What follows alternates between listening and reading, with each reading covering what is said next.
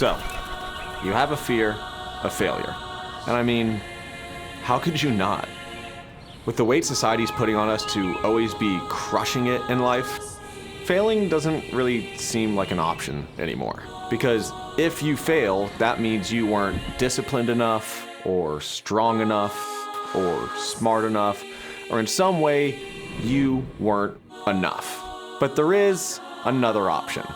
An option that makes it impossible to fail. Just don't do it. Eliminate the potential for failure by avoiding the task entirely. And it's easy. All you have to do is nothing. No, nothing. Seriously, nothing at all. Do nothing. But wait, it feels like doing nothing is the ultimate failure because I'm failing at, well, doing anything. Yeah, obviously, this was a bit. That's clearly not realistic. But I do have some tips that help me rebuild my relationship with failure, and they should help you too. Step 1. Accept that you will fail. You and me and the other 8.2 billion people on this planet are going to fail. A lot. And I'm definitely speaking from experience here. College. Had good grades, but dropped out, so fail. Professional athlete. I was not good enough. Fail. So then I went to software coding. Massive failure. What about the Red Bull or GoPro sponsored skydiver? Fail. And then of course a couple of serious relationships, other big career life goals that I had, financial goals that I've failed a ton of. But all of those failures have made my life better because of one activity that created a healthy relationship with failure: skateboarding. And even if you're not a skateboarder, trust me, these lessons can be applied to just about anything in life. Because when you're a skateboarder, most of what you do is fail. Sometimes it physically hurts. The twisted ankle, the slamming down on your back, the board hitting your shins. Oh, Shinner. I promise I used to be good. And other times it hurts mentally. Because with skateboarding, you try over and over and over again. And you put literal blood, sweat, and tears into a trick that's been landed many times by other people in much cooler ways. But you may spend hours and hours, days and days, sometimes months or even years just to land that one trick. And to become a good skateboarder, you have to adopt the mentality of, nah, fuck that. I can do this. All right, let's just land it. Come on, good pop, trust it. I thought that was it. Now just imagine if you took that mentality and applied it to any other goal that you have, and when you fail at it, and you think, nah, fuck that, I can do this, that is extremely powerful. But the fear will still remain. Step 2, embrace the fear. Scared about this. This is about a foot. I used to do 14 stairs. Now this freaks me out. Because letting the fear stop you from even trying is probably the worst way to fail. See, many of the happiest moments of my life are directly after the most scary moments of my life. That's how I've learned the most about myself, though, is pushing through the fear and figuring out what I truly love and enjoy. Love you, dude! But that's not only for instinctual fears like heights and skydiving, rock climbing, sports. It's also for life fears and career goals. You know, I quit my job to pursue starting my own video and photo business. I just quit my job. I'm kind of freaking out. And that was scary. We decided to pack up the house, move into a tiny little pop-up camper, travel across the US, and what was our end plan? No idea. And that was also scary. But it was also really exciting.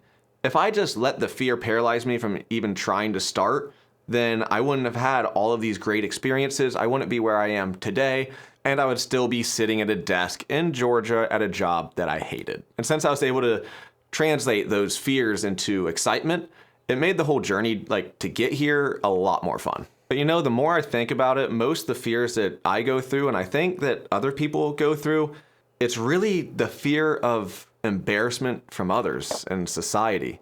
And not only are we trying to avoid the embarrassment from people who are immediately around us and can visually see us in the act. Hopefully I land it. Hopefully it's not all for nothing. But thanks to social media, this fear of embarrassment is at an all-time high because everyone else we see on there appears healthier, wealthier, prettier, and more successful in every aspect. So when we look at our lives, we see what we have, we feel like we're failing at everything. You know the reality here. Either it's fake, now especially with AI and everything, or behind all of those people and videos and successes are usually tons of failures to get there. Step number 3, nobody really cares.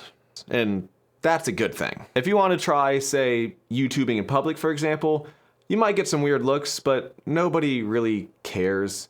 And for those who do care and maybe judge you in a negative way, f them. As long as you're not causing harm to anyone, you do you. You know, when you see someone who's out of shape working out at the gym, do you laugh and make fun of them? Well, if you do, you're a bad person. And those are the types of people that are going to be judging you negatively on you trying to pursue your own personal goal.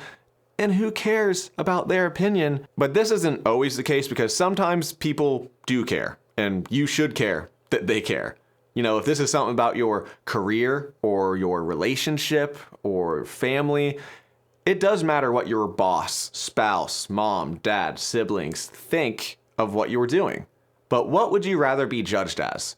Someone who is too scared to ever even try, or someone who actually went for it? Oh. Step 4, know thyself. Okay, I know that's a little cringe, but I like it. I don't know. So the more you fail, the more you learn about your personal characteristics that led to that failure. Now I know my character flaws are procrastination, overthinking, and perfectionism, not being able to pace myself properly, and lots more. Okay, I think they get it. Stop. No, come on. Now, when you accept your flaws, you can either work at trying to fix them or find kind of loopholes or a way to work with them. I know I procrastinate, so I started setting dedicated work hours and I put my phone on work mode. Does this work all the time? No. But 50 to 80% of the time? Yeah. And I get a whole lot more work done.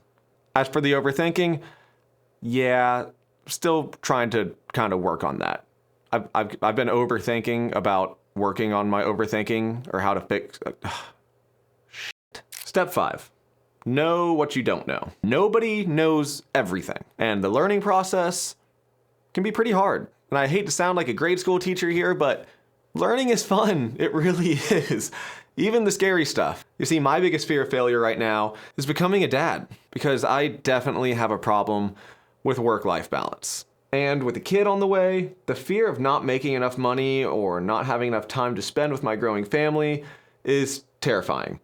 And for something this serious, I need step 6, structure. Now there's tons of resources out there for us to learn just about anything, but sometimes to truly learn something, we need a little bit more structure. That's where Skillshare comes in. See, I've been taking this class on how to organize your workflow and productivity with Ali Abdaal, and it's been incredibly helpful for me to have consistent videos with actionable steps to becoming a more organized creator, because usually I'm all over the place. With this class, I've organized my work life and my personal life, and I've honestly seen positive changes in how much I'm getting done and how much more free time I have. As you probably already know, Skillshare is the largest online learning community for creatives with thousands of classes led by industry experts in many different fields. Heck, I'm even learning a class on playing piano, something I've failed to do for years, but with this structure, I'm finally seeing some actual progress. So use the link in the description. The first 500 people to do this will receive a free month of Skillshare. And thank you, Skillshare, for being one of the first sponsors of this channel. But even with the best structure, the best lessons, the strongest willpower, there's still no guarantee. I don't know if I'm gonna land this. It's supposed to be a kind of fail, finally gets it. Sometimes you might not make it, but you have fun doing it, and you learn that you need to work harder at your tray flip double flips. Yeah, this one can sting a bit, but you might never succeed at that goal. Now there's a great quote by Rick Rubin that says, "Failure is the information you need to get where you are going." See, the way I look at that quote is that every failure is information that can get you closer to really who you are and what you belong doing. Or you can take a look back at your previous failures and truly think about the lessons that you can take from them. Maybe it does mean going further after that goal, or maybe it means trying something else entirely different, which takes us to step number 8. F it. Now, obviously, that's not what it's implied to sound like there. Well, it kind of is, because F it means you either fix it or forget it, which I guess the forget it could be the f it. Now, if you go through a failure and you choose that you want to fix it, great. That's how all successes are built. That's how Michael Jordan went from being cut from the high school team to one of the most famous NBA players of all time. That's how Oprah went from being fired from her first TV hosting job to becoming, well, Oprah. And that's how Steven Spielberg went from 3 film school rejections to one of the most famous directors in the world. So if you choose to fix it, strap in for the reality that you're probably gonna have to go through this process multiple times. But you can rest assured that every single time you go through the process, you're going to learn something new, and you're going to either get better or closer to that goal you're going for, or at least you're gonna learn something about yourself that's going to help you in the future in some other goal. The other option is to just forget it.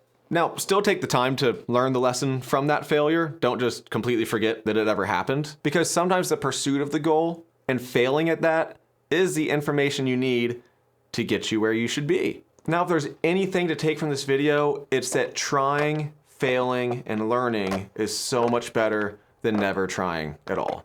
And that failure isn't always a bad thing, because every failure is a learning experience or a good story, and the more failures you risk, the more successes you can possibly see. So fail forward to becoming the best version of yourself, which might not be what you planned or what you expected, but isn't that kind of exciting? Oh. Comment down below of a time that failure led you to growth. Maybe it took you to a whole different direction, or maybe you tried and failed at something over and over until it finally worked out. Or maybe you're working on something right now that you're consistently failing at, and tell us the story, the journey. And not only will this help you while you write about it and reflect on it, but it will help all of us reading through others' journeys. If you made it this far in the video, thanks for watching. And go out there and fail some more. Try some more stuff. Till next time, toodles.